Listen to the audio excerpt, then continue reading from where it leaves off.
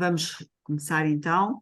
Então, muito boa tarde a todas. Aqui estamos todas, a todas, em maioria, não é? E ao Eu. António, claro. E desejar-vos as boas-vindas, agradecer muito, em particular, à Ana Paula Amendoeira e ao António Candeias por terem aceito o desafio de virem conversar connosco sobre este tema. Ambiente e cultura, que perspectivas. Precisamos muito de unir diferentes áreas de conhecimento, de saber, de fazer, e eu acho que aqui as alianças entre o ambiente e a cultura são absolutamente essenciais. E, portanto, temos aqui uma oportunidade para ouvir estes dois oradores que têm trabalhado muito nas questões que estamos aqui a discutir hoje, e por isso é uma boa oportunidade e, uma vez mais, agradeço a presença. Então, vamos começar com o António, e vou fazer aqui uma breve apresentação do António. O António Candeias é licenciado em Química Tecnológica e pós-graduado em Química Aplicada ao Património Cultural pela Faculdade de Ciências da Universidade de Lisboa e é doutorado e agregado em Química pela Universidade de Évora. É professor catedrático do Departamento de Química e Bioquímica da Escola de Ciência e Tecnologia da Universidade de Évora e é especializado em Química de Superfícies e Ciências do Património. Estou a dizer bem, António? Eu acho que todos conhecem. Todos já Mas podemos passar. ficamos com o registro, não é? Para os que Está vão bem, muito ver. bem. Sim, Atualmente sim. é investigador do Laboratório Hércules e coordenador da Cata em Património Sustentável da Universidade de Évora. É coordenador científico do Laboratório José de Figueiredo da Museus e Monumentos de Portugal, EP. Diretor da infraestrutura é RIS PT, Plataforma Portuguesa de Infraestrutura Europeia de Investigação em Ciência do Património, do Roteiro Nacional de Infraestruturas de Investigação de Interesse Estratégico e diretor do Laboratório Associado para a Investigação e Inovação em Património, Artes e Sustentabilidade do Território, INTUPEST. E diretor também internacional do Laboratório Conjunto China-Portugal para as Ciências da Conservação do Património no âmbito do Belt and Road Initiative. É membro do Conselho Nacional da Cultura como individualidade de reconhecido mérito. Portanto, está perfeitamente apresentado e testemunhado todos os seus créditos e, portanto, dou eu de imediato a palavra. António. Bem, então, antes de mais, queria agradecer o convite que me foi feito. Eu vou então compartilhar a minha tela. Só para dizer que eu vou, acima de tudo, vou contextualizar, partindo do global para o particular, ou seja, falando um pouco primeiro na Europa e depois em Portugal e finalmente e acabo falando um pouco daquilo que tem sido a experiência do Laboratório Hércules, o trabalho que o Laboratório Hércules tem desenvolvido.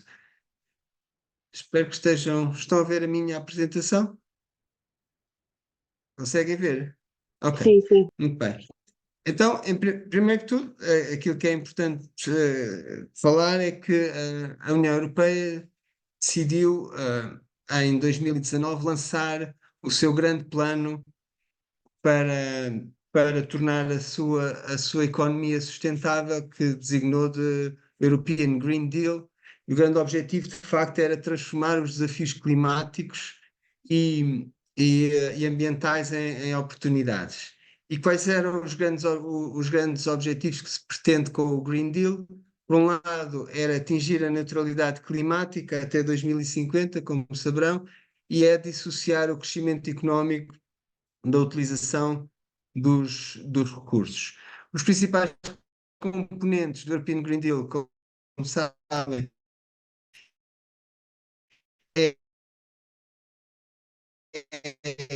a transição para energias limpas, é a mobilidade sustentável, é a estratégia.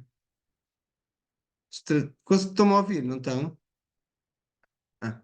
É a estratégia Farm to Fork e, finalmente, a estratégia de biodiversidade. O grande problema que se colocou quando se lançou o European Green Deal é que, de facto, ele foi imposto como uma estratégia de cima para baixo, não é? top-down, e na realidade não foi assimilado quer pelas instituições, quer pelos próprios Estados. E isso levou a que, em setembro de 2020, a Presidente da Comissão Europeia lançasse o New European Bauhaus como uma tentativa de operacionalizar o Green Deal, o European Green Deal. Eu vou então citar Ursula von der Leyen, e a primeira citação é: If the European Green Deal has a soul, then it is the new European Bauhaus, which has led to an explosion of creativity across our union. E o New European Bauhaus, segundo as palavras da própria Ursula von der Leyen, I want next generation EU to kickstart the European renovation wave and make our union a leader in the circular economy. But this is not just an environmental or economic project, it needs to be a new cultural project for Europe. This is why we will set a new European Bauhaus, a co-creation space where architects, artists, students, engineers, designers work together to make that happen. This is shaping the world we want to live in.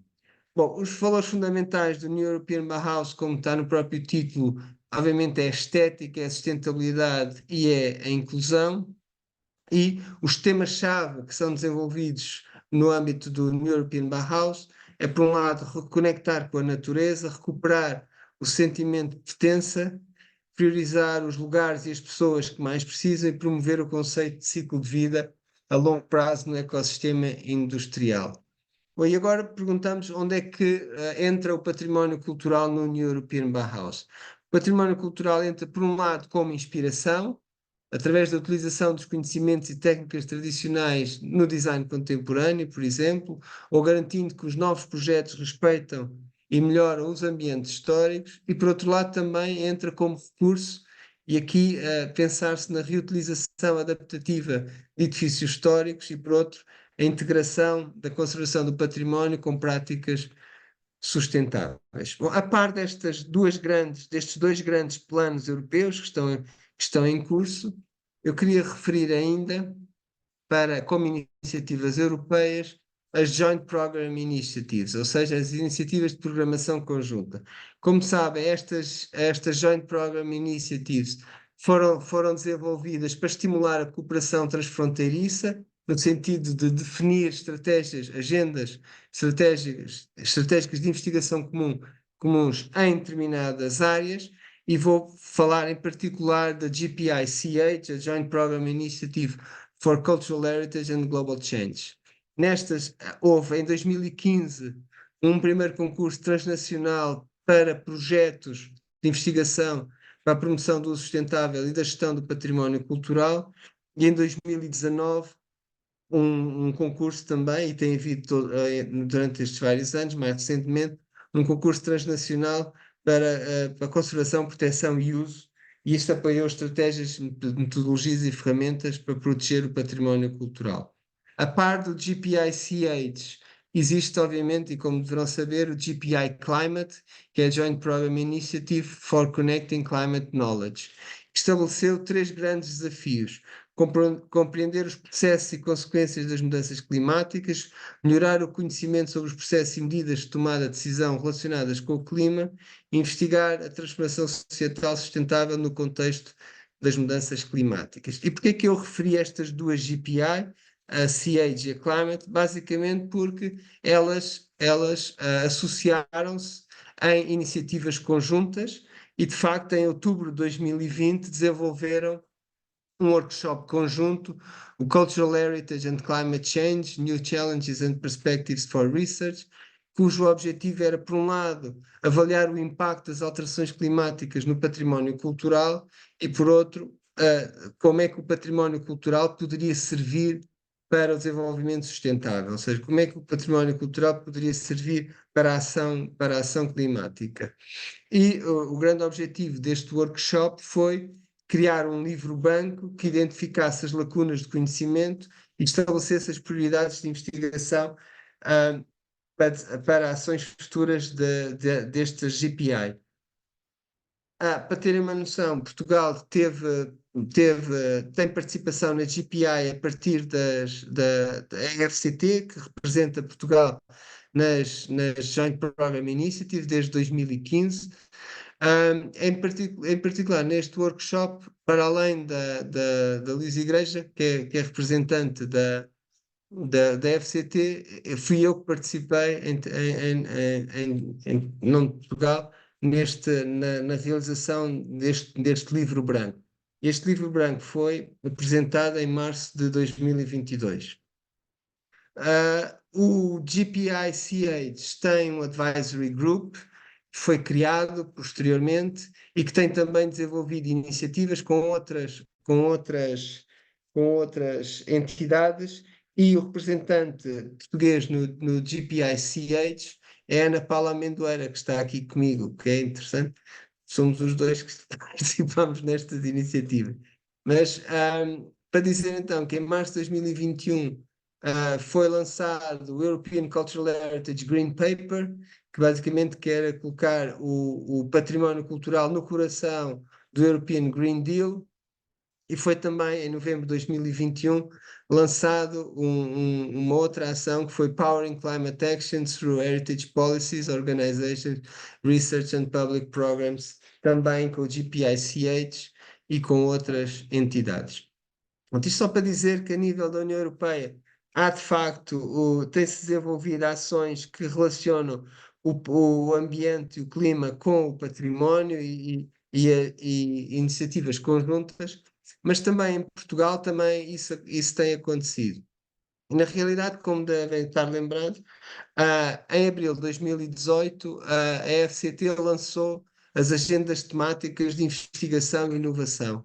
E uma delas era precisamente a agenda temática para a cultura e para o património cultural, que teve o envolvimento de investigadores de inúmeras universidades portuguesas e que apresentou como grandes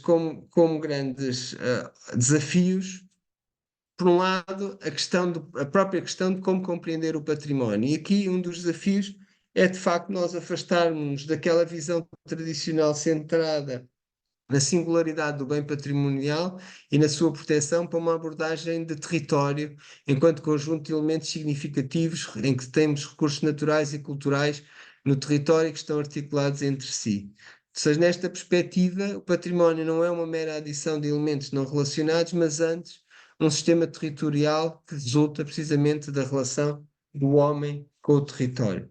Nesta agenda temática para o património e para a cultura, foram estabelecidos vários desafios. Um deles é, obviamente, desenvolver investigação transdisciplinar e interinstitucional que consiga integrar recursos humanos qualificados, mas que tenha um forte envolvimento social, desenvolver investigação que contribua para o desenvolvimento sustentável dos territórios, e depois, então, estratégias de investigação do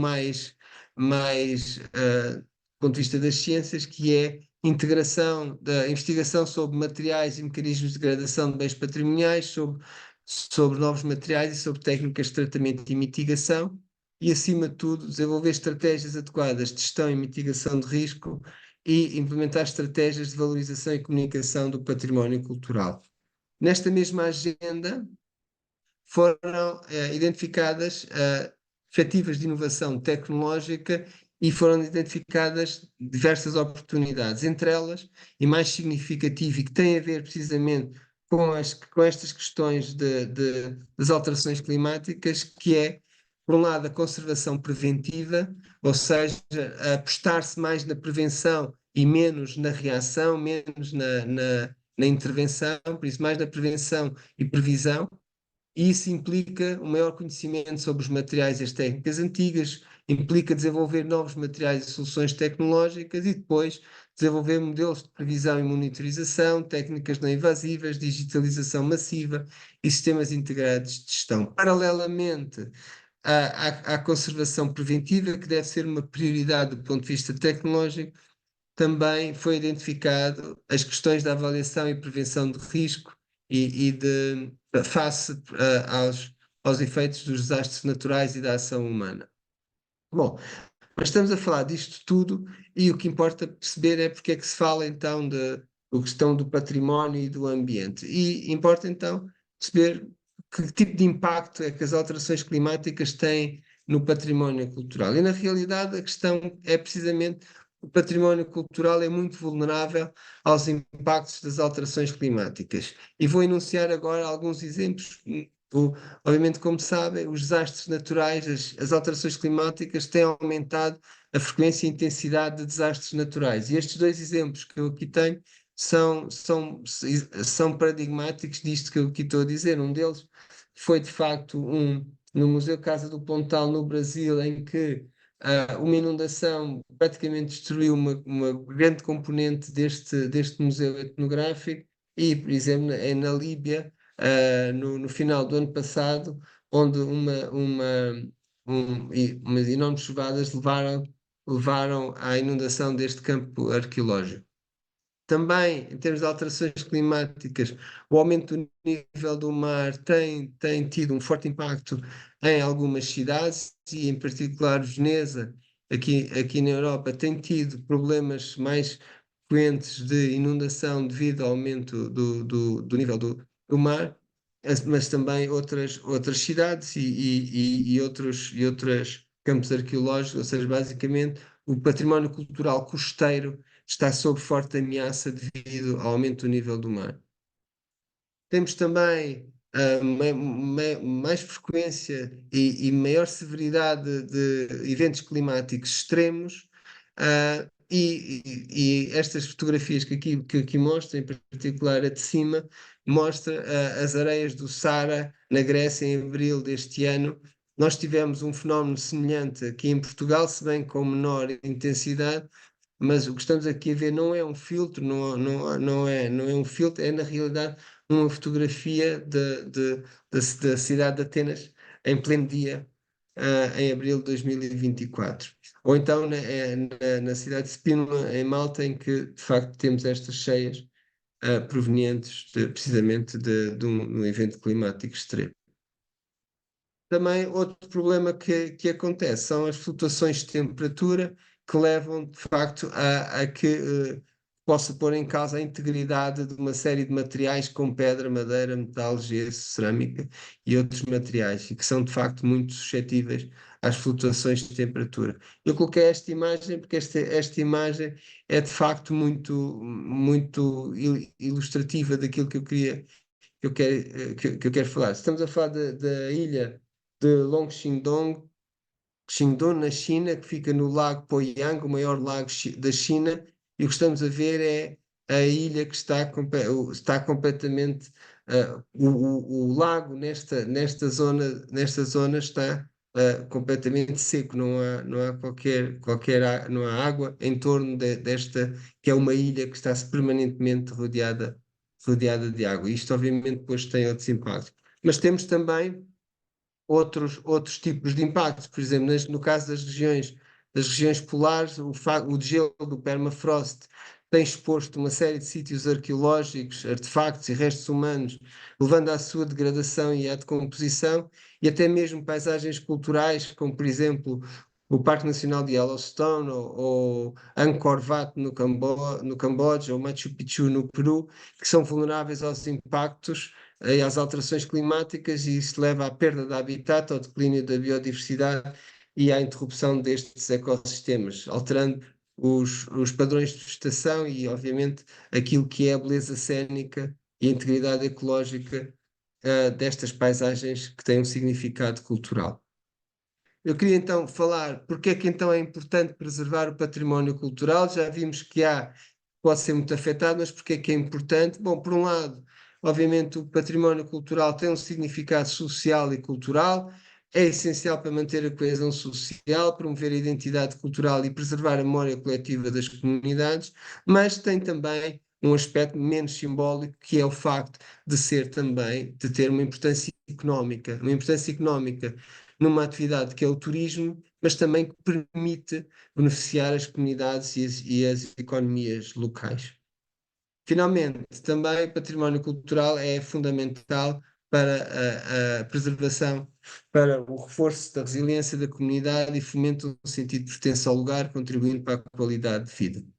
Bom, quais são então as estratégias de ação climática para a preservação do património cultural? Eu diria que nós temos três grandes eixos que temos que considerar: mitigação, adaptação e cooperação. No caso da mitigação, como sabem, a única alternativa é reduzir as emissões de gases com efeito de estufa para mitigar as alterações climáticas, mas aí também o património cultural pode ter um papel. Pode ter um papel, por exemplo, na melhoria da eficiência energética de novos equipamentos, por exemplo, mas também de equipamentos históricos, monumentais, o transporte sustentável, práticas de construção ecológica. Este museu que estão aqui a ver é um museu que tem uma pegada nula, precisamente pela forma como foi construído e pelos suportes de energia que estão associados, mas também coisas mais interessantes, como, por exemplo, compensação de carbono. Eu, semana passada, estive na Universidade Nova de Lisboa num encontro e, quando falei sobre a compensação de carbono, coloquei um desafio. E por que não os diretores dos museus ou dos nossos monumentos associarem-se com a sociedade civil, com privados e criarem espaços verdes que estão ligados aos seus equipamentos culturais. E assim nós poderíamos ter uma compensação pelo facto desses equipamentos terem consumos energéticos através da criação de espaços verdes que iriam compensar precisamente a pegada energética. Obviamente, em termos de estratégias de mitigação, a sensibilização e educação ao público é essencial.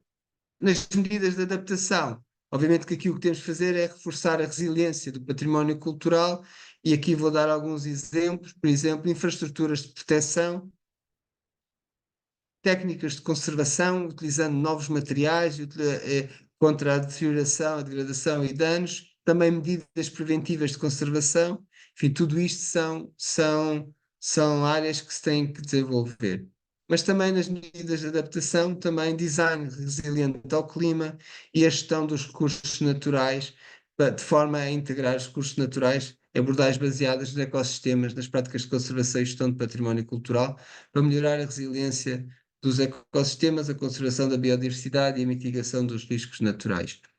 E, finalmente, e extremamente importante, é precisamente os conhecimentos e práticas tradicionais. Explorar os sistemas de conhecimento tradicionais, as práticas e a sabedoria local para desenvolver estratégias de adaptação climática e práticas sustentáveis de gestão da terra para a preservação do património cultural. O terceiro eixo que eu vos disse em relação às estratégias de ação climática é, sem dúvida, as colaborações e as parcerias. São essenciais para uma ação climática eficaz e para a preservação do património. Isto implica o quê? Implica o envolvimento de vários stakeholders. É importante que se perceba que nós temos que envolver os governos, as agências de património, as comunidades locais, as universidades, as ONGs, para coordenar esforços e compartilhar recursos para a ação climática e a preservação do património cultural. Também é extremamente importante que isso seja feito num quadro de colaboração interdisciplinar e em parcerias intersectoriais, ligando o setor do património com o ambiente, o planeamento urbano, enfim, no sentido de desenvolver esta estratégia. Eu aqui, nestas imagens, vou mostrando alguns eventos que têm estado a decorrer, que têm estado a acontecer, em que estas ações têm estado patentes. A partilha de conhecimentos e reforço de capacidades. Facilitar a partilha de conhecimento é fundamental para que se consiga desenvolver uma ação climática eficiente. Finalmente, as parcerias público-privadas, ou seja, envolver organizações filantrópicas, entidades do setor privado para alavancar o financiamento de projetos e iniciativas de património cultural resilientes ao clima. E, finalmente, e obviamente extremamente importante, envolver e capacitar a comunidade. Isto é fundamental, esta componente. Vou agora falar-vos de algumas ações que se têm desenvolvido no Laboratório Hercos, na Universidade de Évora, e uma delas é a modelação e a avaliação de riscos. Temos alguns investigadores no Laboratório Hercos que basicamente fazem modelação com base em diferentes cenários de alterações climáticas, diferentes cenários ambientais, e depois estudam qual é o impacto desses cenários em, em, em, em património costeiro. Aqui temos, por exemplo, o sítio arqueológico de Nora, em Itália, e aqui temos os resultados das simulações que foram desenvolvidas com diferentes cenários, como eu vos disse, e que se consegue perceber qual é o impacto no futuro que pode ter hum, a subida do nível do mar. Outro é o sítio arqueológico de Taros, na Sardenha, em que também, com diferentes cenários, foi possível verificar qual seria o impacto. Temos também estudado qual é o efeito de condições ambientais mais adversas em alguns materiais, como por exemplo em pedra, em materiais pétreos. Estudou-se um novo teste de envelhecimento que mimetize precisamente estas novas condições ambientais. Estudou-se também as patologias existentes em alguns sítios arqueológicos e fez-se modelação laboratorial para perceber os mecanismos dessas patologias. Aqui temos alguns exemplos disso. Enfim, e também se estudou qual é o efeito que as condições ambientais têm em novos materiais a ser aplicados em arquitetura moderna. Dentro dos trabalhos que temos desenvolvido, obviamente que a questão da conservação e da e da degradação é extremamente importante. Vou-vos dar aqui um exemplo neste fresco. Tem a fotografia, a primeira fotografia é de 1960, a última é de 2014, em que se vê uma degradação muito significativa desta pintura mural, e o que nós estamos a desenvolver é precisamente avaliar, por um lado, os mecanismos de degradação, avaliar quer degradação física, química, quer biológica, e depois, obviamente, ahm, perceber quais são os agentes que estão envolvidos e desenvolver novas soluções. As novas soluções vão desde a biorremediação até novos consolidantes, por exemplo, até novos produtos para proteção dos materiais, ou inclusivamente biocidas verdes. Aqui mostro-vos, por exemplo, aqui é no Convento de Cristo em Tomar, que foi recentemente restaurado. Nós demos apoio à intervenção. Aqui temos também no Convento de Cristo em Tomar, em que se tenta perceber porque a que é que se deve estas patologias da pedra e estas alterações cromáticas, como aqui estão a ver, e finalmente nestas imagens mostro-vos a aplicação de um biocida verde, ou seja, um biocida que foi desenvolvido a partir de um de produtos de metabolismo secundário de um bacilo que produz um fungicida muito forte, mas que é completamente inócuo para nós, por isso é um mecanismo que não é tóxico, o que ele faz é abrir a membrana do fungo, matando os fungos. Foi aplicado durante a intervenção no Templo Romano em Évora. Aqui temos as fotografias antes e após o tratamento, e depois aqui já após a limpeza mecânica, após a intervenção com este biocida. Finalmente, algo que é muito importante para nós é, obviamente, a formação, e vou-vos dar aqui um exemplo de como também é importante que nós possamos estar onde é necessário desenvolver estas estratégias, e este é um programa solidário do ICOM, em que a Teresa Reis, uma investigadora do Laboratório Hércules, se associou, e basicamente o que ela fez foi, com o Museu de Arte Cristã em Goa,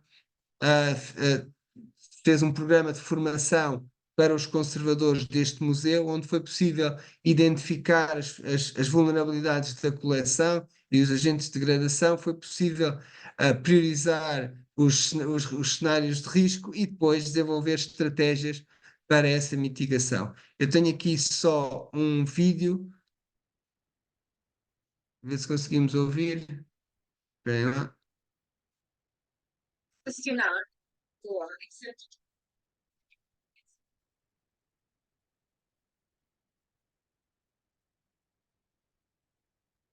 Não estamos a conseguir ouvir. Não, a sério. Ah, Talvez seja o volume. pois, mas está no máximo. Pronto, basicamente, basicamente a Natasha estava a dizer que se juntaram ao projeto precisamente para tentar desenvolver um programa de conservação preventiva. Pronto, e estava a congratular-se com o projeto. Peço desculpa disto não ter funcionado. Pronto. E obrigado pela vossa atenção. Só isso. Tá? Muito bem, Não obrigada, demorei muito, António. não? Sim, Demorei sim. muito. Não, não, não, perfeitamente dentro do tempo, está muito bem. Pronto. Estamos ainda em tempo. Esta, esta fotografia é do princípio do século XX. Não sei se estão a ver. O Templo Romano numa manifestação. Uma ameaça ao património. Não, não sei. É uma Tá, provocação, é uma provocação. era Ia isso. subir para o templo. Muito bem, obrigada, António. Vamos então agora dar a palavra à Ana Paula Amendoeira, e vou fazer aqui uma breve apresentação da Ana Paula, que muitos conhecem, mas que fica também aqui o registro. Então, a Ana Paula é licenciada em História pela Faculdade de Letras da Universidade de Lisboa, é mestre em Recuperação do Património Arquitetónico e Paisagístico pela Universidade de Évora e diplomada em Administração de Projetos Culturais pela Fundação Marcel Richter. Fez o curso curricular de doutoramento em Geografia na Universidade de Paris 4, em Sorbonne, entre 2008 e 2010, com a investigação sobre património mundial e a aplicação da Convenção de 1972. Foi bolseira de investigação da Fundação para a Ciência e Tecnologia, e é investigadora integrada do Centro de Estudos Arqueológicos da Universidade de Coimbra e Porto. Foi também assistente convidada da Faculdade de Letras da Universidade de Coimbra, nos departamentos de Arqueologia e História da Arte, e tem desenvolvido a sua investigação na área do património cultural, com especialização em património mundial da Unesco. Eu vou fazer uma apresentação resumida, porque o currículo Sim, da Ana sim. Paula é muito Ah, extenso, não é? E, não, portanto, já tá bom assim. não, vou só avançar mais um Obrigada. bocadinho. Desde 2000 é que é membro efetivo do Comitê Científico Internacional do ICOMOS, dos Itinerários Culturais, e tem naturalmente participado em muitos eventos de forma ativa, quer na forma de reuniões nacionais e internacionais de natureza científica, política, pensamento crítico, na área da cultura. Foi diretora regional da Cultura do Alentejo entre dezembro de 2013 e dezembro de 2023 e atualmente é vice-presidente da CCDR Alentejo para a Cultura, na sequência da extinção das Direções Regionais de Cultura em dezembro passado. Foram-lhe atribuídos prémios e distinções por várias organizações, de que se destaca o Prémio Prestígio Cultura da revista Mais Alentejo e o Prémio Nacional Memória e Identidade 2023, atribuído pela Associação Nacional de Municípios com Centro Histórico, bem como as distinções e homenagens com a atribuição da Medalha de Mérito Cultural por vários municípios do Alentejo. Portanto, pela breve apresentação, está também testemunhado a sua grande experiência, competência enfim, e habilidade também para lidar com estes assuntos que se relacionam com o património cultural. Então, Ana Paula, uma vez mais, muito obrigada e dou-lhe a palavra. Obrigada. Muito obrigada. Boa tarde a todos e a todas. E agradeço também muito o convite à Maria e ao Jorge e à Cristina, Cristina. Cristina. Cristina, não sei se fica, peço desculpa, mas não sei se há mais Não, sobre, somos tem três aqui mais na membros, mas comissão. pronto, estes três foi aqueles com que tenho assim mais contacto e ligação, e muito obrigada aos três e parabéns pela iniciativa. Também queria agradecer ao António E agradecer este convite conjunto, é com muito gosto sempre que participo em coisas em conjunto com ele, pela a ligação também de trabalho e também de amizade, e cumprimentar todos os que estão a assistir. E, de facto tínhamos visto que poderíamos fazer assim uma coisa, uma intervenção de ligação entre aquilo que foi a apresentação do António e depois a minha intervenção, no sentido de poder problematizar algumas das coisas que também o António falou, indo ao encontro do que foi este tema mais genérico, abrangente, que nos propuseram sobre ambiente e cultura, perspectivas.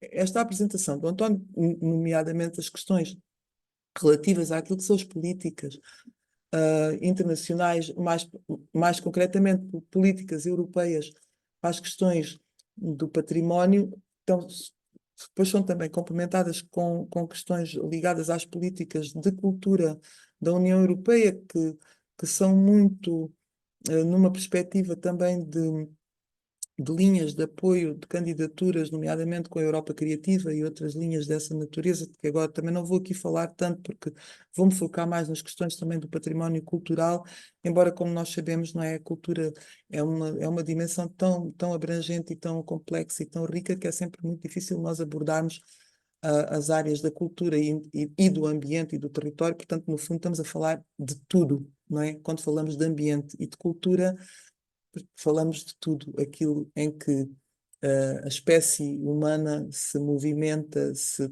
trabalha, constrói, portanto é muito, de facto, é uma dimensão muito ampla e muito complexa.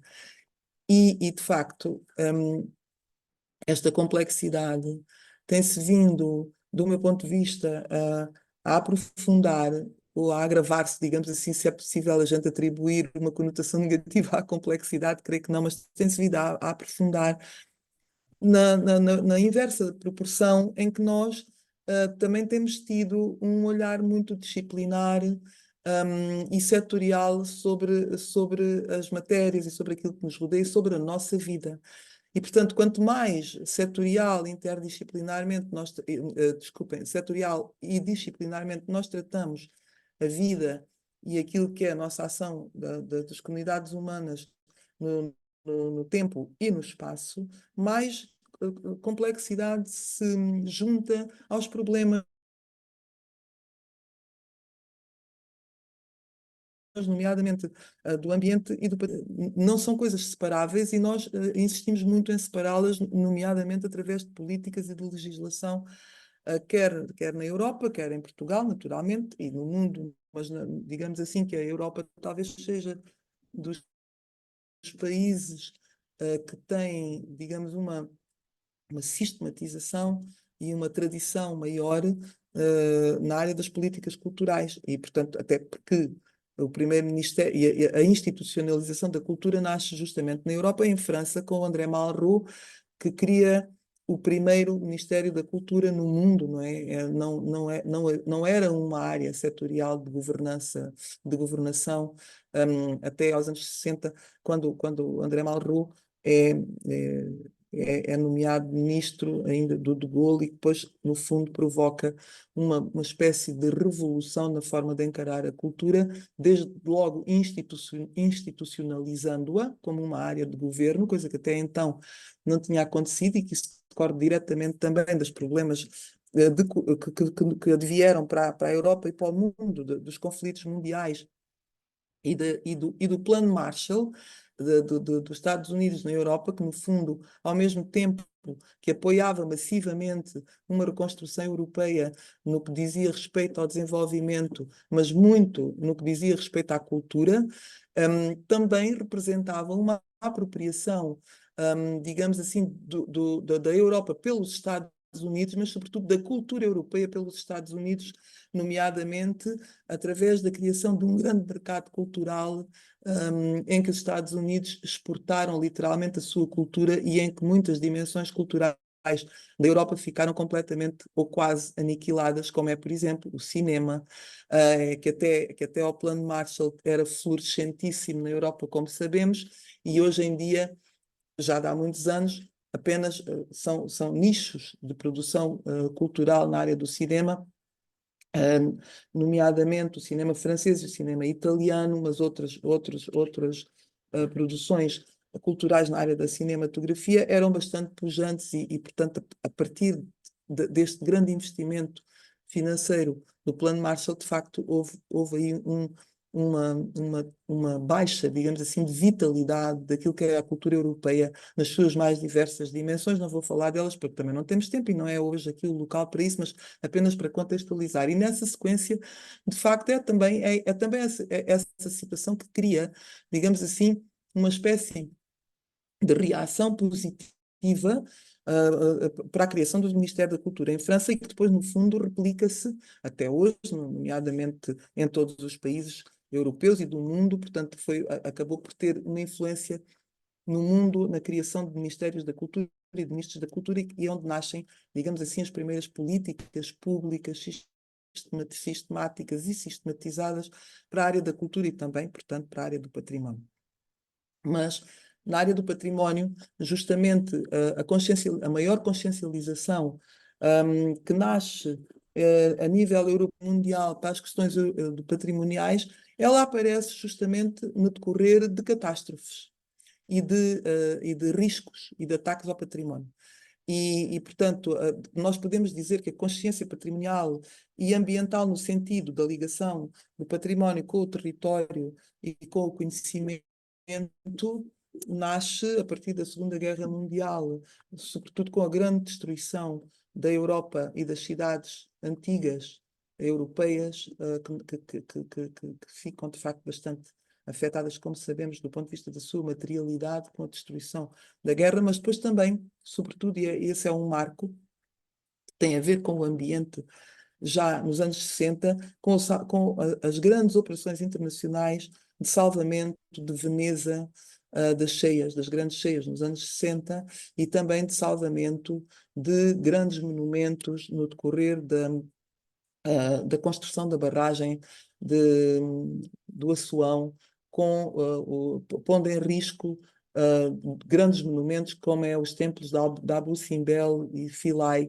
e nos anos 60. E, portanto, esses três grandes exemplos, no fundo, movimentaram e mobilizaram a uma escala internacional grandes operações de solidariedade e de recolha de fundos para o salvamento desses monumentos, mas também provocou que a comunidade internacional da área da investigação e do conhecimento na área da história da arte, da arquitetura e do património, que começa nessa altura a ser uma disciplina, se organizassem, nomeadamente no Congresso dos Arquitetos em Veneza, que produz aquele importantíssimo documento que ainda hoje é uma referência para todos os que trabalhamos na área do património cultural, que é a Carta de Veneza de 64, que faz justamente este ano um número redondo, e vai haver em Lisboa, na segunda-feira, terça e quarta da próxima semana, um grande congresso internacional sobre justamente a Carta de Veneza e os 70 anos da Carta de Veneza, com a participação de grandes especialistas a nível internacional sobre este documento que, no fundo, vai dar depois origem a tudo aquilo que é o ICOMOS, o Património Mundial da Unesco, também parcialmente acaba por ser um documento fundador que orienta a partir daí toda uma política internacional normativa e de convenções que são ratificadas pelos Estados, entre os quais o Estado português. Claro que a entrada, a construção da União Europeia, no fundo, vai aprofundar, e há uma política, de facto, europeia para as questões da área do património e como o António mostrou, da área do património e do ambiente e a importância política que é dada à ligação entre estas duas dimensões, mas o meu ponto aqui na problematização de tudo isto, desta contextualização, é de que, de facto, nós parece que estamos ou se calhar estamos em realidades e mundos diferentes, porque nós, se nós temos o discurso, e é importante tê-lo, de compreensão do que é, digamos, a estratégia, a política, as políticas e a história, digamos assim, recente da consciencialização e da institucionalização da cultura, das questões do património, e agora mais recentemente da importância da sua ligação com o ambiente e com o território. E isso é verdade que nós encontramos um fio condutor de evolução e de história que nos traz do século XX até aqui, de uma construção de crescente consciencialização. Também é verdade que depois, na prática, na prática, o que nós temos, e puxando agora o assunto para o nosso país e para a nossa região do Alentejo, é que nós parece que todos sabemos o que é preciso fazer, mas na realidade não se faz. Nem há estratégia, nem há uma sistematização, nem há uma visão de continuidade. E nós, apesar de termos, por exemplo, no nosso país, uma lei de bases do património cultural, por exemplo, 2001, de 2000, a Lei 107, peço desculpa, agora estava aqui a fazer confusão, a Lei de Bases do Património Cultural, e depois dos decretos, de alguns decretos regulamentares dessa Lei de Bases, que são muito bons. Nós estamos a falar, como sempre, noutras áreas, Portugal tem boa legislação, portanto a gente não precisa desesperadamente de revisão da legislação ou de nova legislação. Precisamos de visão política, de visão estratégica e de visão nacional ou regional, vá, no mínimo. E aquilo a que nós assistimos no nosso país e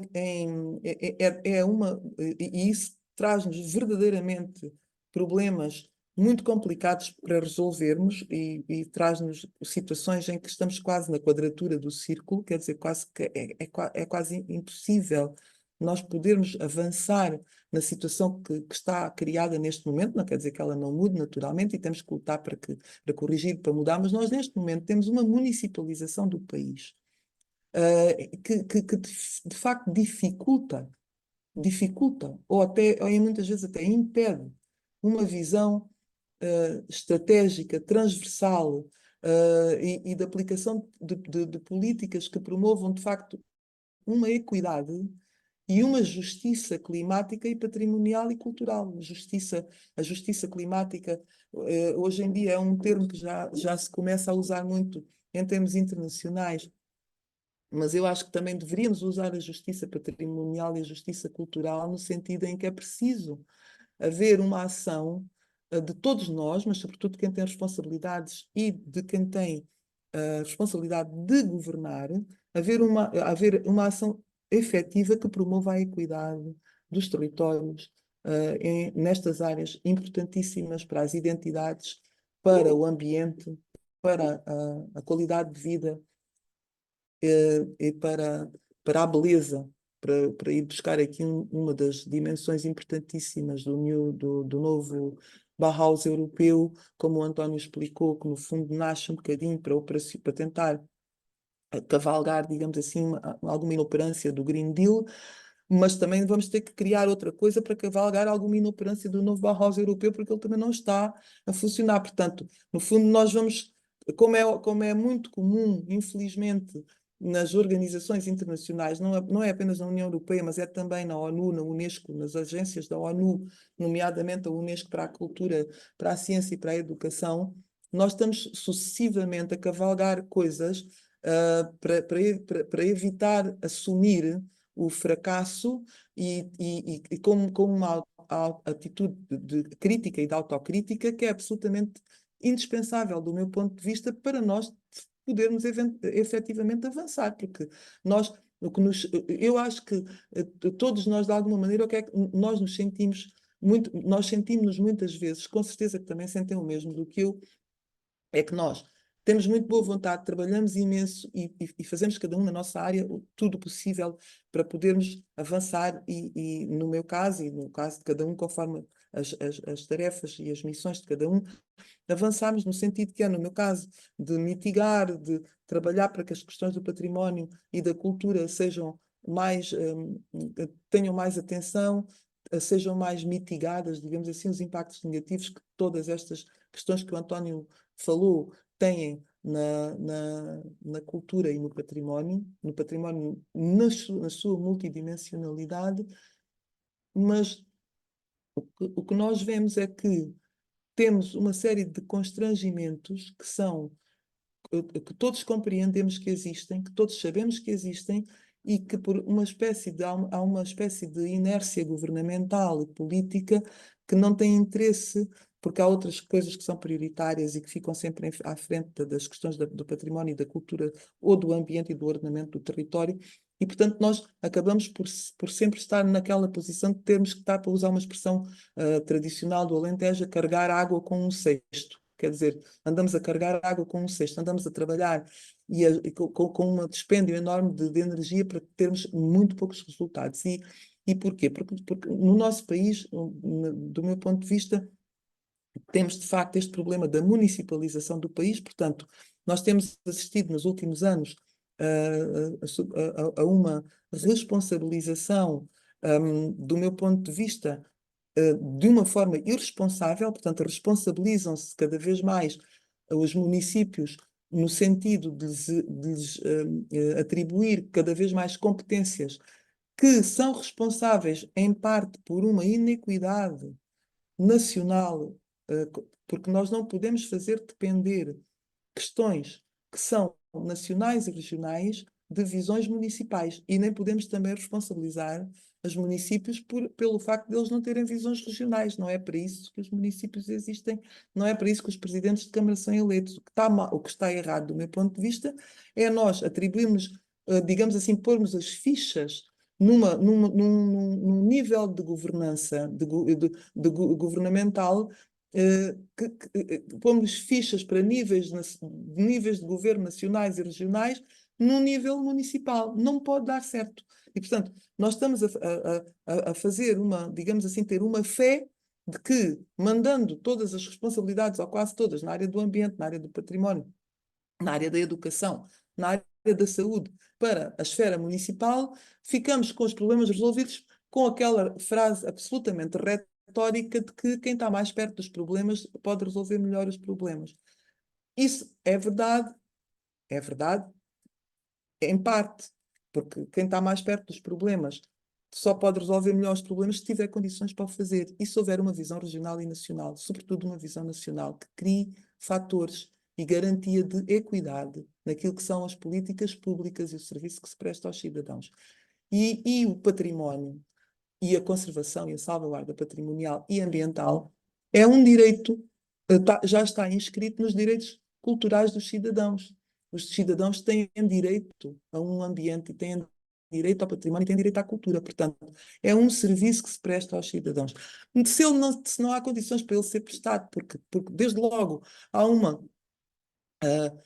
redução, digamos assim, da riqueza de visão que a esfera municipal necessariamente tem, e há uma redução dessa equidade e uma redução de uma visão transversal e supra-municipal e até supra-regional. Há questões que têm que ser tratadas de uma forma nacional. O património cultural é uma delas, e o ambiente também. Tem que haver uma política para o património, que neste momento não há.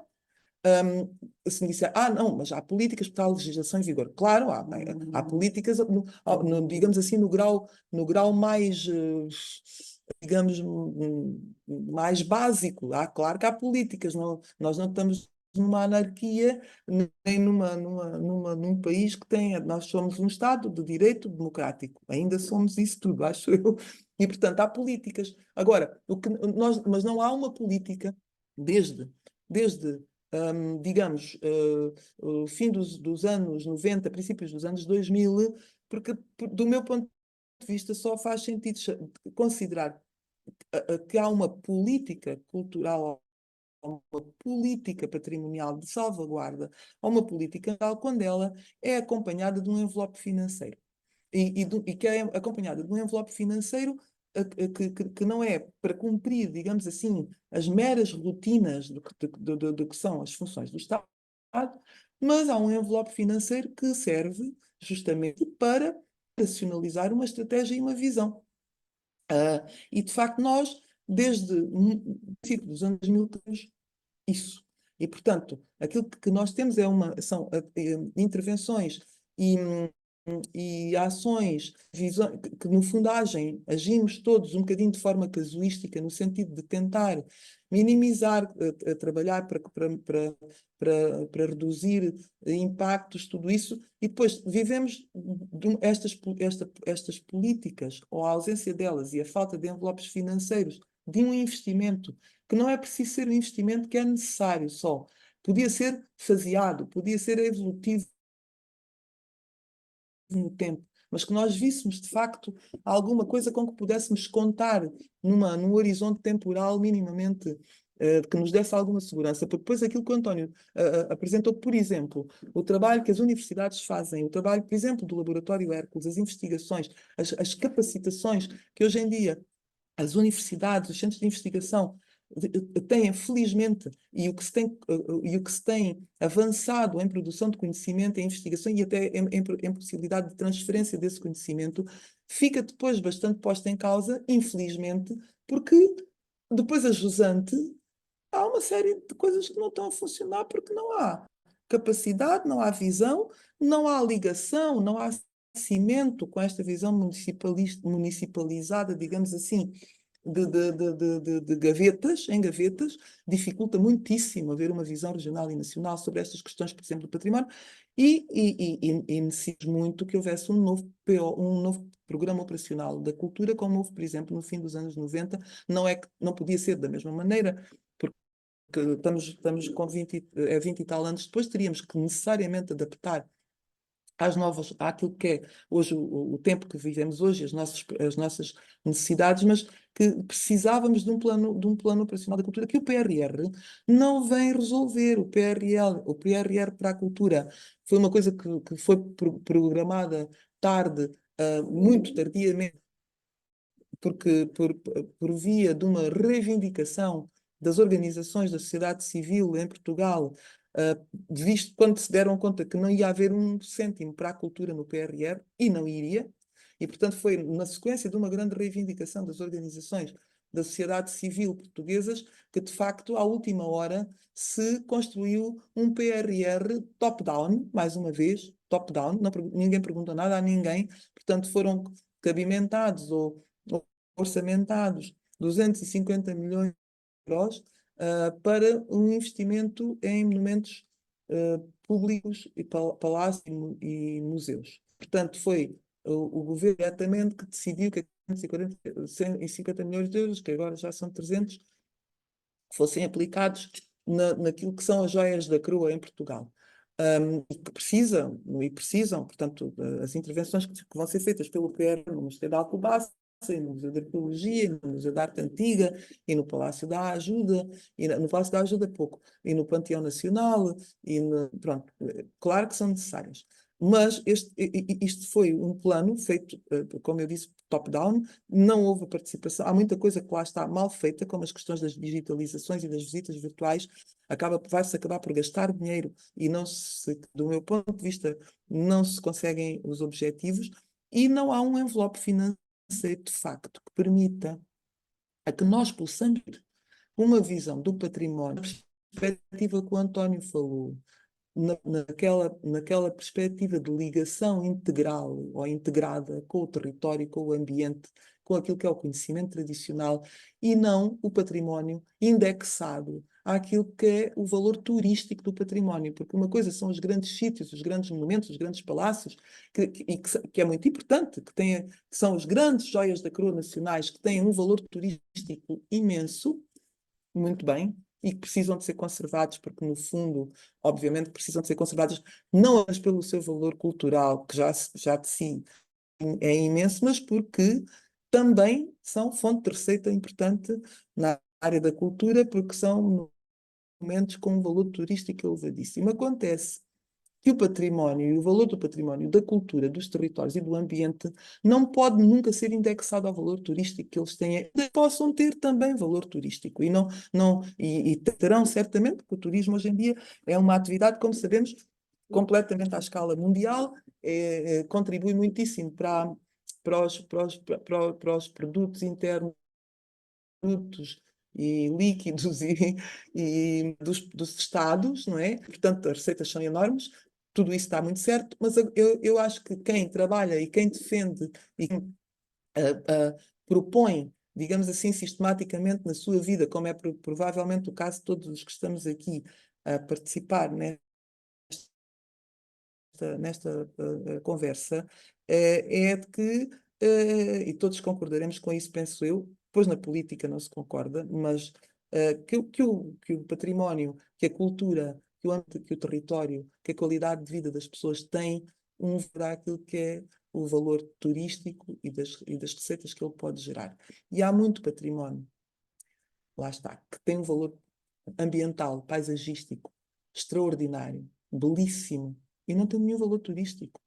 E não tem, não tem, quer dizer, não tem. Por exemplo, eu dou um exemplo, as Ermidas no Alentejo, que foi um grande programa do rei Dom Manuel, não é, do reinado do Dom Manuel, que são absolutamente extraordinárias do ponto de vista da beleza da sua concepção, do seu desenho, mas um exemplo extraordinário de integração na paisagem, com o qual nós hoje ainda temos muito, muito, muito a aprender. Que estão em absoluto processo de aceleradíssimo de desaparecimento, de degradação, porque justamente não são monumentos com valor turístico, mas são monumentos com um valor cultural extraordinário, histórico, arquitetónico, de integração no território, paisagístico, e com um valor que vai também ao encontro daquilo que é o novo Bauhaus europeu, o Green Deal, tudo isso que é anunciado com pompa e circunstância neste caso, até pela Presidente Ursula von der Leyen, e que depois, no fundo, acaba por se esboroar, digamos assim, com os programas europeus top-down, continuadamente top-down, porque no fundo é esse o padrão que no fundo é dado, como o António explicou, a estas grandes políticas que até poderiam ser transformadoras. Acontece que nós estamos sempre numa situação. Eu não estou a dizer isto para ter um discurso pessimista, é exatamente ao contrário. É para nos evitar o nosso pensamento crítico e justamente para não alinharmos nisto e fazermos o nosso trabalho numa outra perspectiva, que é aquela que eu acho, e muitos achamos felizmente que é a correta, que é nós temos que trabalhar para transformar o mundo à nossa escala, visto que estas transformações do mundo que se anunciam nestas grandes políticas, que são até muito interessantes do ponto de vista, digamos assim, da retórica, acontece que elas não são feitas para serem postas em prática. Elas são feitas para ter dois caminhos paralelos. Um é o dos problemas do clima, das emissões de carbono, das catástrofes naturais que vêm das alterações climáticas, dos conflitos, de tudo isso que a gente vê. Estamos a ver todos o mundo a esboroar-se, digamos assim, a desordenar-se progressivamente. E o outro caminho paralelo mas que não se cruzam quase nunca, é o caminho das políticas transformadoras, daquelas que podiam de facto corrigir os processos, que podiam ter propostas e têm propostas novas, inovadoras, muitas vezes, mas na realidade a conclusão a que eu chego é que elas não são feitas para serem postas em prática de uma forma sistemática e transformadora. Porquê? Porque não interessa, não pode ser. Porquê? Porque nós de facto não temos a capacidade civilizacional hoje em dia ainda e política, de decisão política, de transformar efetivamente as coisas, porque mesmo o Green Deal, o que é que propõe? Propõe que a gente possa mitigar para continuar a crescer. Ora, o que é verdadeiramente importante é que a gente possa propor politicamente e haja força, e essa força só chegará, do meu ponto de vista, à força quando as catástrofes naturais for de tal maneira caótico, o mundo se torna de tal maneira caótico que é mesmo obrigatório ter políticas efetivas que mudem, porque se assim não for, nada disso é absolutamente urgente, embora na retórica se diga, eu acho que a única pessoa que acredita naquilo que diz e que queria mesmo que aquilo fosse implementado, a única pessoa que tem responsabilidades importantes no mundo e que acredita no que diz e queria mesmo que aquilo fosse implementado é o António Guterres, o secretário-geral da ONU, a quem ninguém liga. Mas eu acredito que ele acredita exatamente naquilo que ele está a dizer e que ele está seriamente preocupado. Porque os outros grandes líderes mundiais não estão. Mas têm que fazer, mesmo as COPs, aquelas conferências e do clima e tudo isso, se nós formos ver bem o que é o histórico aquilo é negociação política no fundo, para não chegar a lado nenhum e como dizia aquele filme do Leopardo, do Visconti, é preciso mudar alguma coisa para que tudo fique na mesma. Portanto, e nós de facto, à escala europeia e mundial, muitas vezes ficamos com essa consciência e também à escala nacional. Portanto, nós temos sempre muita coisa que podemos fazer à nossa escala. E é aí que eu acho que é o nosso maior desafio precisamos de conhecer as políticas, de conhecer os documentos, como o António mostrou, para os podermos problematizar, mas também para os podermos usar quando não nos podem dizer que aquilo não existe. Porque se eu for aqui propor uma coisa ao abrigo do novo Barroso europeu, ninguém me pode dizer que aquilo não está integrado numa política europeia e, portanto, a gente aí pode ir buscar força, às vezes, para os nossos próprios projetos e para as nossas próprias propostas, sem contar com isso, digamos assim, que mude a uma escala maior, mas podemos mudar à nossa escala. E, nesse sentido, eu gostava também, não vou repetir o que o António já disse sobre o JPI, os programas, portanto, aquilo que já, entretanto, que já foi discutido, que já foi feito, os documentos, e está tudo, até muita coisa online, e que se podem consultar se entenderem, mas gostava só de terminar esta intervenção dando uma notícia. Há bocadinho já estava, até antes de começar a sessão, já estava até aqui a dizer isso um bocadinho à Maria, é que nessa perspectiva, nessa perspectiva que eu estou a propor, que é a nós fazermos aquilo que é possível nós fazermos, tendo consciência desta retórica que nos circunda no mundo e na Europa, poder usar aquilo que está à nossa disposição para podermos trabalhar numa mudança, digamos assim, transformadora do que é o ambiente que temos na área do património, do ambiente da paisagem. E neste caso nós fizemos aproveitando a Convenção de Haia para os conflitos armados e para os riscos do património, que criou, já existe desde 1907 os primeiros documentos internacionais sobre a proteção do património em caso de conflito armado.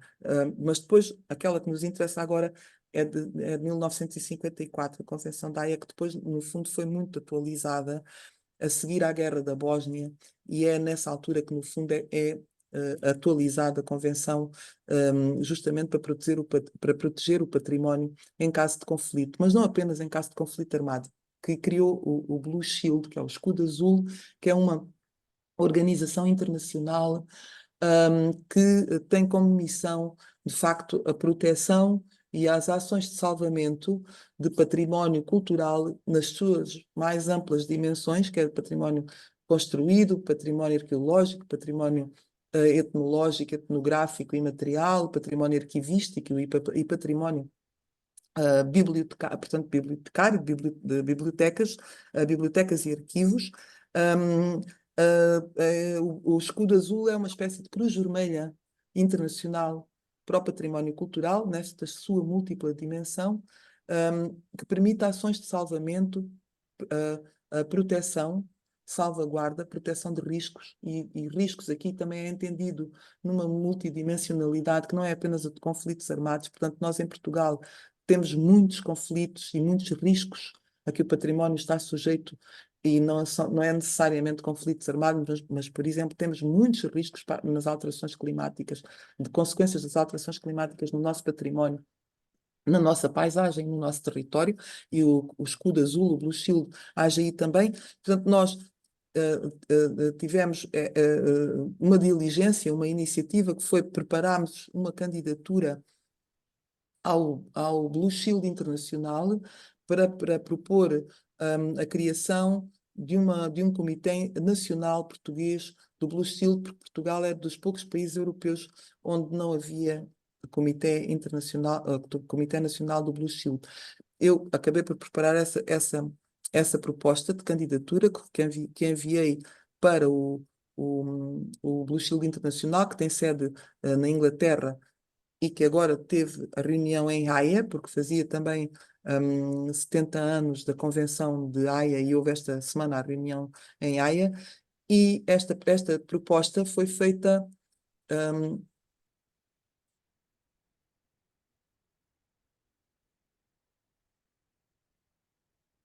Oh, olá, Sim, estás a... desapareceu-me daqui pensei que O tinha quê? caído. Estão a ouvir? Sim, Eu sim. estou. Então fiquei sem imagem, não sei Não, porquê. eu partilhei o site do Blue Shield. Mas eu fiquei sem vos ver.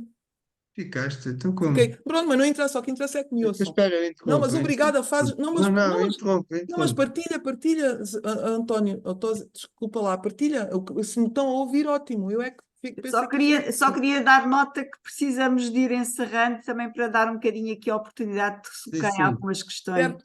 Não, mas estou mesmo a finalizar, Segue. porque esta nossa candidatura é uma candidatura coletiva que tem o apoio e o compromisso de instituições como a Direção-Geral dos Arquivos e das Bibliotecas, como o Laboratório Hércules e a Universidade de Évora, como a Biblioteca Pública de Évora e a EBLIDA, que é o organismo que a Biblioteca integra na Europa, o ICOMES, o ICOME, a Comissão Nacional da Unesco em Portugal, e depois de alguns investigadores e especialistas nestas áreas, como é também o caso do António Candeias, do Delgado Rodrigues, do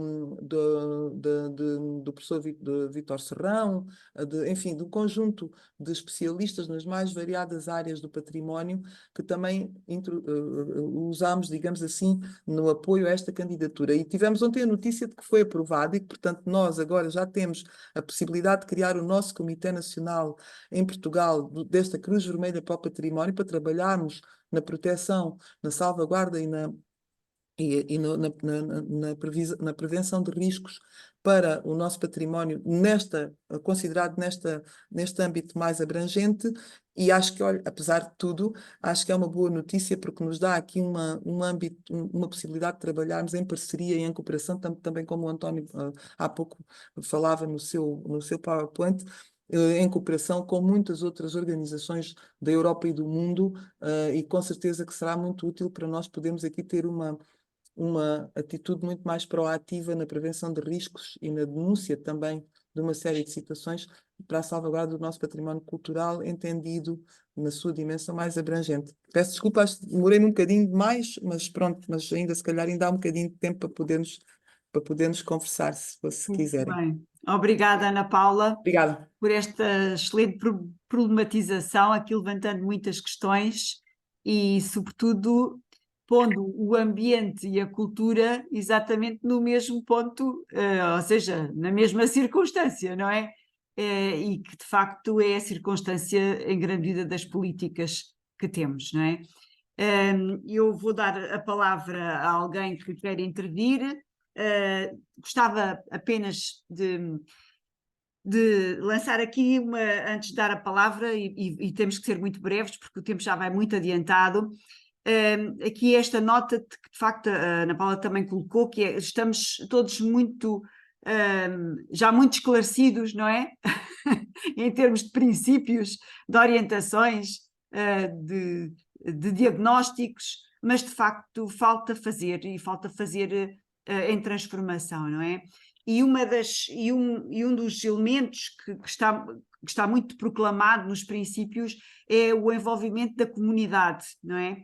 E o envolvimento da comunidade é extraordinariamente importante, é muitas vezes retórico, mas ele é extraordinariamente importante porque ele veicula muitos outros aspectos, nomeadamente as questões de ligação entre partes distintas, não é? Que às vezes estão do mesmo lado, mas outras vezes também estão em conflito, e é no seio da comunidade que também isso pode ser trabalhado, não é? E falamos muito de interdisciplinaridade, mas de facto também são ainda muito palavras que aparecem nos discursos bem feitos, bem postos, não é? Mas também com muito pouca operacionalidade.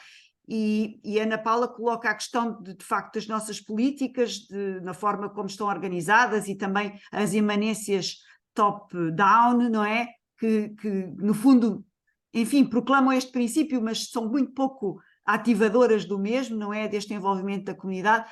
Como é que os dois veem aqui esta questão da operacionalização, que é uma palavra um bocadinho feia, não é? Mas como é que nós de facto envolvemos a comunidade para que a comunidade também possa transformar esta crise política, não é? Porque no fundo também em última análise, no meu entender, também é a comunidade que tem essa capacidade, se for empoderada, se for capacitada, se for envolvida. Sim, eu posso, já agora, depois, desculpa, António, vou só para não me esquecer do que vou dizer.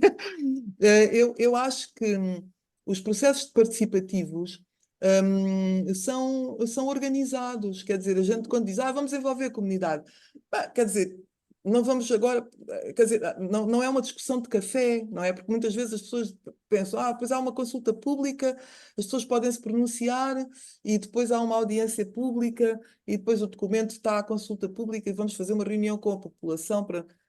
Quer dizer, do meu ponto de vista, isso não é participação. Os processos e os métodos participativos estão testados, conhecem-se, mas na maior parte das decisões importantes e daquilo que é o trabalho que se deve fazer com todos, eles não são aplicados porque dá um trabalho. Quer dizer, de facto, um processo participativo com uma comunidade é alguma coisa que é preciso ser preparado. Eu participei num processo desses muito interessante, que foi o Orçamento Participativo da Cultura, que foi verdadeiramente participativo, só se fez uma vez. Nunca mais houve. Porquê? E aquele até correu bem, porque os projetos que foram votados pelas pessoas ganharam os projetos em que as pessoas votaram e o Estado teve que dar orçamento para aqueles projetos serem executados. No caso, através de nós, da Direção Regional de Cultura do Alentejo, que era quem, digamos assim, depois executava com as pessoas. E houve até um que foi feito com a Universidade de Évora, que foi os Moinhos do DGEB, que foi um projeto muito interessante do orçamento participativo. Tivemos outros sobre o Garcia da Horta, em Castelo de Vide. Mas, quer dizer, do ponto de vista de um processo participativo organizado, limpo, transparente e interessante, eu só posso dizer que na área da cultura só conheço este. De um ponto de vista, digamos assim, mais abrangente, nacional, não é? Original. Depois, há processos participativos em alguns concelhos que têm orçamentos participativos para a cultura a nível municipal, mas são muito poucos os municípios que têm esses processos. E nós também temos tido alguns processos participativos com as comunidades dos agentes culturais não profissionais, por exemplo, na construção de um estudo diagnóstico sobre a região do Alentejo no pós-2020. Pronto, foi um outro tipo de processo participativo com o Observatório das Políticas Culturais do ISCTE e do ICS. Mas pronto, mas quer dizer, na realidade, aquilo que eu vejo mais como sendo anunciado como participação é aquilo que a lei obriga de pôr documentos importantes à consulta pública, mas nem isso é muito divulgado nem promovido, porque de facto, na realidade, o nosso padrão e a nossa cultura política não é a de suscitar, promover e provocar, digamos assim, verdadeiramente a participação dos cidadãos. Fazemos os mínimos, aquilo que a lei obriga, e pouco mais do que isso. Eu acho, tal como o António também disse há bocadinho, que nós ganharíamos muitíssimo se tivéssemos condições e vontade política para ter uma participação das pessoas e das comunidades, nomeadamente, por exemplo, ao nível do que é o conhecimento tradicional, que é uma coisa que quase nunca se fala, ou pouco se fala do ponto de vista das políticas públicas. Há um programa, um projeto nacional do saber fazer tradicional, mas que foi rapidamente indexado na Direção-Geral das Artes, numa coisa como se fosse uma coisa para os artistas. Não é conhecimento das pessoas, e isso devia ser um grande processo de participação pública. Perdeu-se mais uma vez uma oportunidade de ouro para ter um processo participativo. Pronto, mas eu não vou dizer mais para não tirar tempo ao António, e calmo já. Eu vou ser muito rápido e vou dar uma outra perspectiva. Quer dizer, na realidade, a participação das comunidades e das populações está na gênese do próprio Laboratório Hércules. Eu não sei se tem noção, mas quando o laboratório foi financiado pelo EA Grants, o ponto mais importante que o painel que o painel considerou no financiamento do laboratório não teve a ver propriamente com a investigação, nem teve a ver com a formação avançada, mas o facto de nós considerarmos como um dos pilares da nossa ação a questão da sensibilização e da formação da população.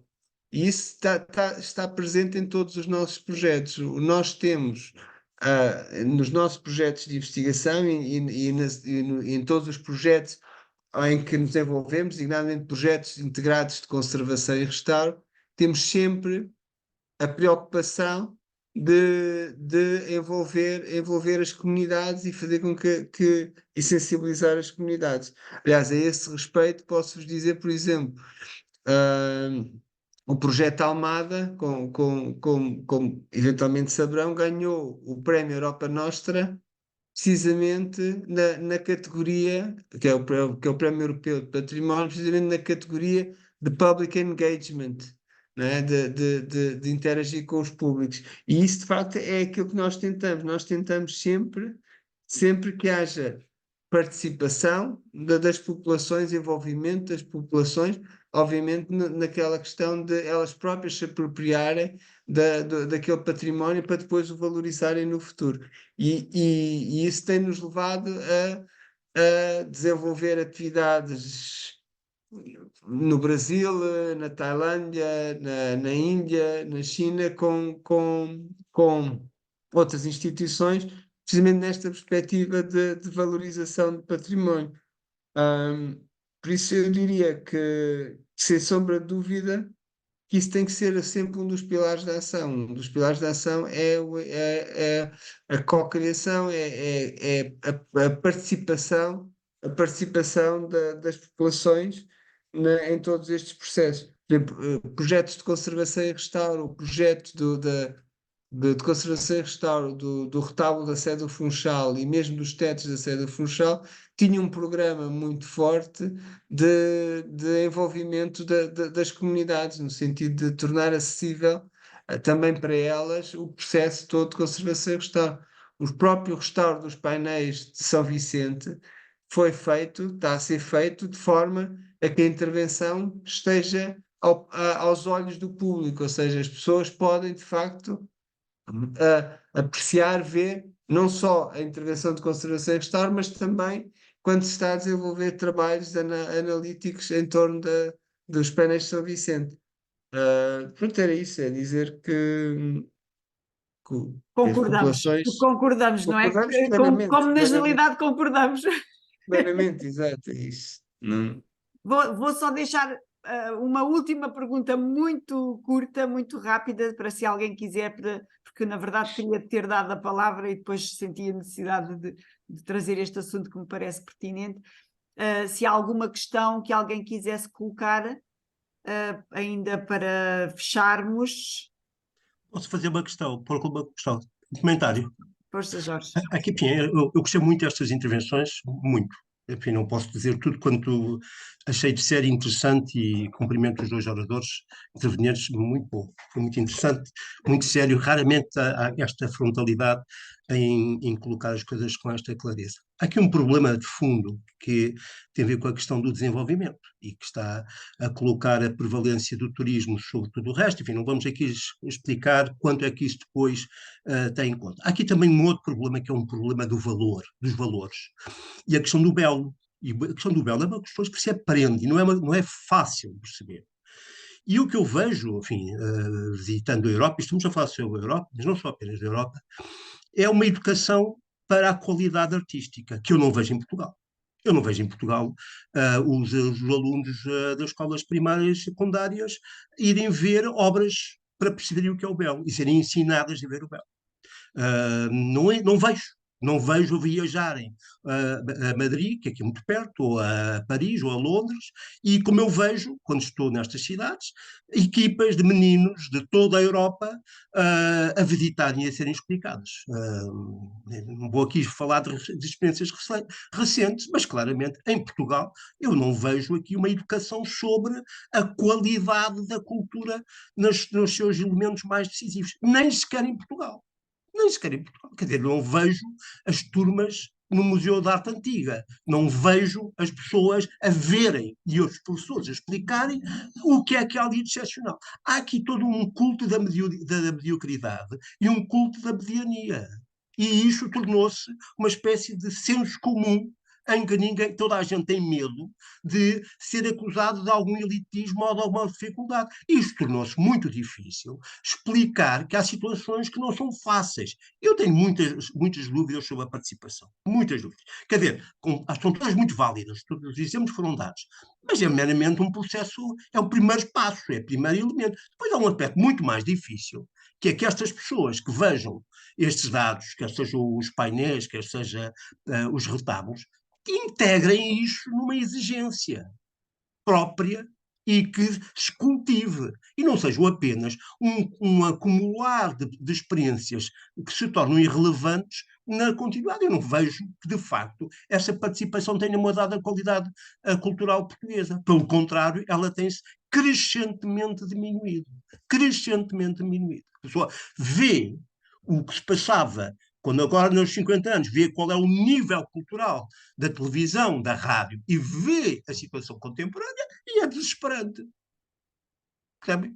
Coisas tão simples como o António Vieira de Almeida, o mestre, a comentar a qualidade das canções que vão à Eurovisão, e depois vê-se o exercício, que era um comentário técnico, de melómano e ao mesmo tempo de maestro, de músico, e vê-se a qualidade das canções que são hoje recuperadas. E não há um especialista a dizer as boas canções valem por isto. Isto é que é interessante. E, portanto, eu acho isso. Há uma espécie de falta de orgulho do esforço que é a cultura. E uma banalização e uma simplificação dos processos de verdadeira invenção e criação cultural. E isto tornou-se um processo, é generalizado, em muito sentido na Europa, mas, por outro lado, há muitas dessas tradições de exigência cultural que se mantêm como isto. Vamos a Madrid, ou Paris, ou Londres, e os grandes museus estão cheios de meninos que vêm de Itália, da Polónia, de outras cidades, e que estão a aprender e a ver o que é, por exemplo, os mármores, ou as pinturas, ou o que é um sarcófago. Nada disso acontece em Portugal. Jorge, tenho que lhe pedir que abrevie. Peço desculpa me deter, mas tenho que repetir o meu cumprimento pela temos vossa mesmo que franqueza, fechar, a Ana seriedade e Paula também tem altitude. um compromisso. Não sei se querem fazer alguma consideração final, acho que não havia nenhuma questão, não é? Mas eu gostava só, em primeiro lugar, agradecer ao Jorge as palavras e é um gosto também vê-lo aqui, muito obrigada. Mas, em relação ao que estava a dizer, concordo, claro, pois concordo, mas sobre as questões da participação, também concordo, por isso é que eu estava a dizer, Jorge, que os processos participativos dão muito trabalho. Não, porque as pessoas muitas vezes pensam, a participação é quase reuniões de braço no ar. Não, não é. Depois uma coisa à votação, as pessoas votam no que querem. Não, não pode, isso não é participação, não são processos participativos, porque lá está, tem, como diz, uma dimensão educativa, a problematizadora, contextualizadora, formadora, é que depois leva então à participação. Mas um processo participativo não é pôr um documento para as pessoas votarem para dizer se concordam com aquilo, ou entre duas, querem que se restaure o monumento tal ou o tal. Quer dizer, muitas vezes isso acontece assim. Não, isso não são processos participativos, não é? Porque é isso que está a dizer, é preciso haver uma educação para o belo, uma educação artística, como todos sabemos, não é verdade? E os processos participativos dão muito, muito trabalho. Não são coisas que se façam. Um belo exemplo de um processo participativo que nós tivemos aqui nos anos 80 foi a construção do Bairro da Malagueira com o arquiteto Cisa Vieira. Muito interessante. Porque à sua maneira, não é? Porque aquilo nem se chamava processo participativo, mas que ele organizou uma série de debates e de conversas com as pessoas que estavam na cooperativa para quem ele ia fazer as casas e no fundo, ele fez uma série ele próprio desenvolveu um processo educativo para que as pessoas que iriam ser os donos das casas percebessem o que é que ele estava a propor, mesmo às vezes à partida não concordavam, e ele tinha, no fundo, essas reuniões de participativas tinham a função dele explicar, fazer perceber às pessoas porque é que aquilo era assim e não podia ser de outra maneira, e ter ali, de facto, um entrosamento entre os destinatários das casas a perceberem porque é que era a proposta dele, e ele a mudar algumas coisas também. Mas havia coisas que as pessoas queriam que ele mudasse, ele não mudou nunca e explicou porque é que não mudou. Eu considero, não quer dizer que tenham que estar todos de acordo, considero que é um processo muito interessante, embora já há muitas décadas que aconteceu, mas que foi talvez dos últimos processos participativos que tivemos aqui em Évora, seguramente, penso eu, mas com muito interesse. Hoje em dia já não se poderia fazer da mesma maneira, naturalmente, mas para concordar com o Jorge de que a participação dá muito trabalho, é preciso ser muito preparada, muito trabalhada para poder ter bons resultados, não é? Porque a visita, por exemplo, esta coisa que o António disse dos painéis do Almada, tudo isso, teve a votação também do público, mas também teve, de facto, uma preocupação de quem estava a trabalhar no restauro e no trabalho, de explicar, de fazer visitas pedagógicas para as pessoas, para que elas depois pudessem, de facto, também ter-se interessado por aquele processo, por aquele trabalho, e tivessem ido votar no sentido que pudéssemos ter tido um prémio internacional com aquele trabalho, porque de outra maneira se calhar até não teríamos conseguido, e foi um trabalho muito, muito importante. Mas lá está, de alguma maneira tem que haver sempre um trabalho muito aturado, muito sistemático e que dá muito trabalho para preparar a participação, porque senão, do contrário, desejavelmente desde pequeninos, claro, pois, como diz, a visitar os museus, a ter uma educação para a beleza e para aquilo que é